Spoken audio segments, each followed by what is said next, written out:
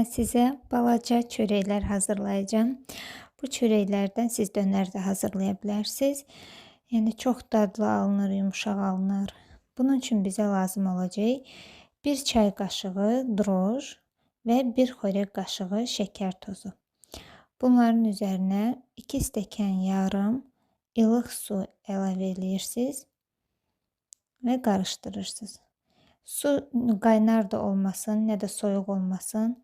Yəni droj gəlsin deyə ilıq su olmalıdır.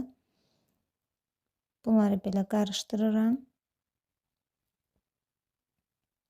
Və üzərinə 580 qram un əlavə edirəm. Və bunu da belə qarışdırıram. Və duz. Yarım çay qaşığı duz. Əllə yoğuran qədər